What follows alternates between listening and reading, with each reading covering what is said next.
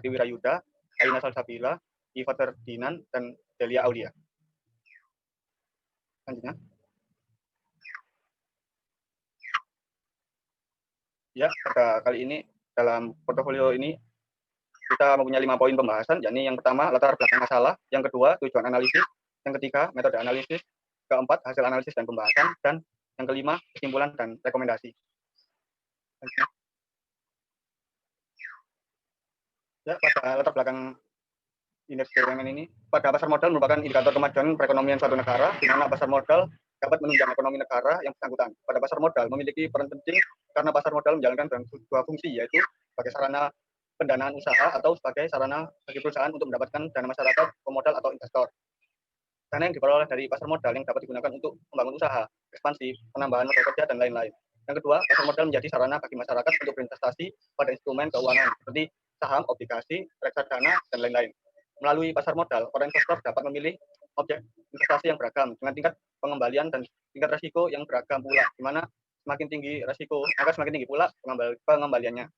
Sedangkan bagi para penerbit, insurers atau emiten, melalui pasar modal mereka dapat mengumpulkan dana jangka panjang untuk menunjang kelangsungan usaha. Salah satu caranya yakni mencapai arah atau tujuan investasi seperti dapat dilakukan dengan cara membentuk portofolio. Pembentukan portofolio ini merupakan upaya untuk mengurangi risiko, untuk memilih dan memperkenalkan teori portofolio optimal.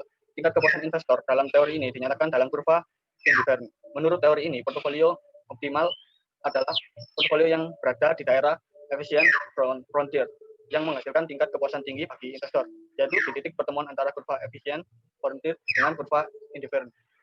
Ya, selanjutnya. Ya, selanjutnya adalah indeks BUMN 20. Pada indeks BUMN 20 adalah indeks yang mengukur kinerja harga dari 20 perusahaan yang tercatat merupakan badan usaha milik negara BUMN, badan usaha milik daerah BUMD, dan afiliasinya yang terdiri dari 20 saham perusahaan pada Desember 2019, yakni ada ADI, Argo, ANTM, BBNI, BBRI, BBTN, BJBR, BMRI, ELSA, JSMR, PGAS, PTBA, PTPB, SMBR, SMGR, TINS, TLKM, WIKA, WSBP, dan WSKT. Selanjutnya tujuan analisis. Dalam menganalisis indeks BUMN 20 ini terdapat 5 poin. Yakni yang pertama, menentukan perusahaan yang paling optimal sebagai objek investasi. Yang kedua, menganalisa penentuan portofolio yang optimal dengan menggunakan model indeks tunggal. Yang ketiga, untuk mengetahui proporsi dana yang ditanamkan ke dalam masing-masing saham. Yang keempat, untuk mengetahui besar return dan risiko dari portofolio optimal yang terbentuk. Yang kelima, memberikan penguatan teori-teori terdahulu yang sudah ada dan sebelumnya. Baik, selanjutnya akan dilanjutkan oleh teman saya. Metode analisis yang digunakan dalam penilaian portofolio optimal ini adalah kuantitatif, yaitu model indeks. Data kuantitatif dalam penelitian ini adalah data sekunder mengenai harga penutupan dan volume saham masing-masing emiten yang terdaftar dalam indeks BUMN pada periode 2019. Nah, dalam penganalisis terhadap langkah-langkah ada 12, yaitu menghitung tingkat pengembalian, menghitung beta saham, menghitung alpha saham, menghitung finance error, menghitung access return, menghitung nilai cut off rate, menghitung portofolio optimal, menghitung cut off point, menghitung besarnya proporsional sekuritas, dan yang terakhir revisi dalam saham. Nah, kemudian analisis data pada tabel pertama menghitung return analisa saham I.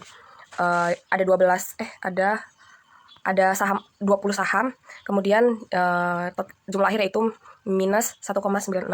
Kemudian hasil perhitungan expert return saham atau R dalam kurung RI yaitu dengan hasil bisa dilihat di tabel sebelah. Kemudian hasil perhitungan resiko saham atau delta L pangkat 2 dapat dilihat di tabel sebelah, dan yang berikutnya itu tabel 4 hasil perhitungan return market RM dan dapat dilihat di tabel sebelah. Tabel 6 menghitung kovarian. Nah, untuk dari semua itu yaitu E sama dalam kurung RM sama dengan delta RM plus N. Dapat dilihat tabel di sebelahnya.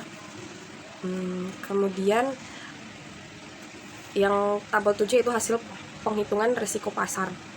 Itu alpha IM dalam kurung 3 sama dengan 1 kali 2.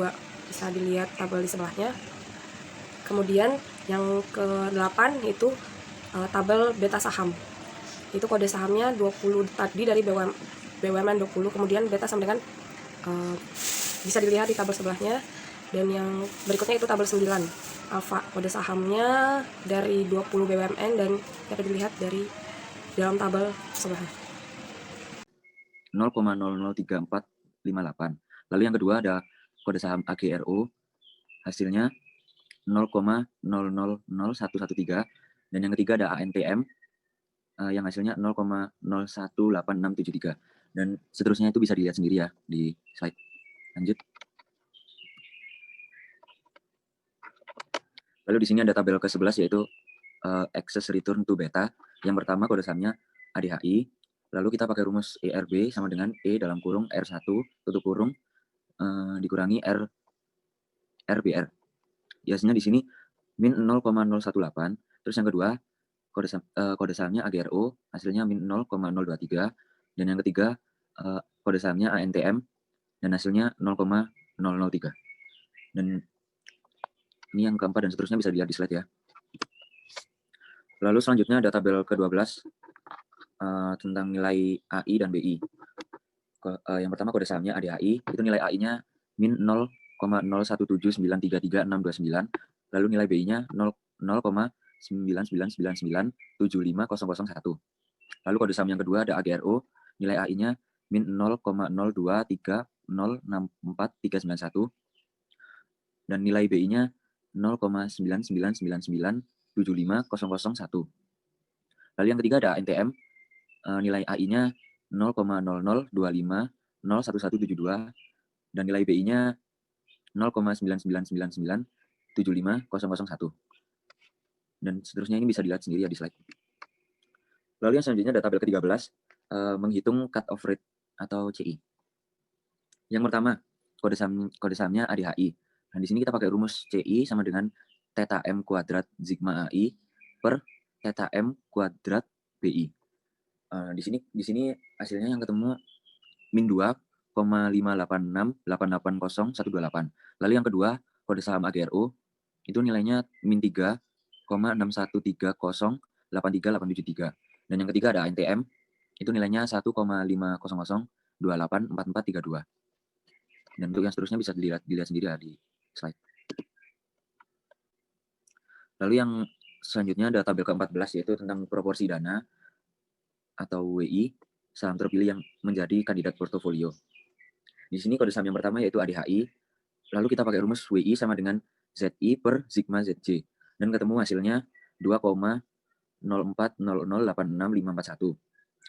Lalu yang selanjutnya kode saham AGRO itu hasilnya 2,21552486. Dan yang ketiga yaitu ANTM dan hasilnya 8,483410716. Dan untuk kode saham yang lainnya bisa dilihat sendiri ya di slide. Nah, selanjutnya saya akan menjelaskan tentang revisi portofolio optimal. Nah, portofolio optimal dapat menjadi tidak optimal lagi karena terdapat beberapa perubahan kondisi emiten. Nah, selain kondisi emiten juga bergantung pada kondisi industri dan juga kondisi ekonomi makro. Nah, perubahan tersebut pada akhirnya akan mempengaruhi return dan risiko saham yang selanjutnya juga akan mempengaruhi return dan juga risiko pasar yang ada. Nah, berangkat dari alasan tersebut, maka setiap periode indeks harus selalu dilakukan revisi terhadap portofolio optimal pada periode sebelumnya. Nah, dalam melakukan revisi harus selalu mengacu pada langkah-langkah yang telah dijelaskan seperti barusan. Nah, next. Menganalisis dan interpretasi hasil. Nah, dalam pemilihan saham-saham yang akan dimasukkan dalam suatu portofolio, itu perlu adanya suatu kriteria tertentu. Nah, pada model indeks tunggal, seperti yang saat ini kami sedang kaji, langkah pertama yang harus dilakukan adalah menghitung nilai ERB, yaitu excess return to beta. Nah, untuk masing-masing sahamnya. Nah, dalam menghitung ERB dibutuhkan tingkat pengembalian bebas risiko atau RBR. Nah, tingkat pengembalian bebas risiko dihitung berdasarkan tingkat suku bunga sertifikat Bank Indonesia atau SBI. Nah, berdasarkan data SBI, yaitu BI 7-day repo rate 2019, maka diperoleh tingkat suku bunga tahun 2019 yaitu sebesar 5% atau 0,05. Nah, berdasarkan tabel 14 dalam menentukan proporsi dana WI untuk saham terpilih yang menjadi kandidat portofolio dapat diketahui bahwa dengan proporsi dana terbesar yaitu bernilai 8,48341076, yaitu pada kode saham ANTM milik Aneka Tambang Tbk. Nah, saham milik Aneka Tambang Tbk ini sebagai saham dengan proporsi terbesar yang memiliki risiko individual yaitu sebesar 0,075. Nah, selanjutnya ada rekomendasi. Nah, rekomendasi yang kami tawarkan yaitu kandidat saham yang telah disebutkan di atas dapat digunakan investor untuk menentukan pilihan dalam membentuk portofolio optimal. Tentu saja dengan mempertimbangkan return portofolio yang diharapkan dan tingkat pengembalian risiko dari investor. Nah, dalam melakukan beberapa investasi, sebaiknya investor menginvestasikan dananya tidak hanya dalam satu saham saja, tetapi dalam beberapa saham dengan sektor yang berbeda dan tidak memiliki hubungan atau hulu dan hilir seperti itu. Nah, sehingga investor dapat meminimalisir risiko yang mungkin bisa ditanggungnya. Nah, rekomendasi untuk peneliti selanjutnya yaitu agar selalu teliti dan juga hati-hati dalam mengumpulkan dan juga mengolah data. Nah, selain itu untuk dapat mengetahui tingkat pengembalian yang akan diterima dan risiko yang akan ditanggung investor atas portofolionya, peneliti dapat menghitung return portofolio dan risiko portofolio dari saham-saham yang telah terpilih. Nah, selanjutnya kesimpulan. Nah, berdasarkan tabel 14 tadi, dalam menentukan proporsi dana yaitu WI untuk saham terpilih yang menjadi kandidat portofolio dapat diketahui bahwa dengan proporsi dana terbesar yang bernilai 8,483410716 yaitu pada kode saham ANTM milik Aneka Tambang Tbk, saham milik Aneka Tambang Tbk ini merupakan saham dengan proporsi terbesar yang memiliki risiko individual yaitu sebesar 0,075. Nah, mungkin itu dari kami. Sekian, kurang lebihnya mohon maaf. Wassalamualaikum warahmatullahi wabarakatuh.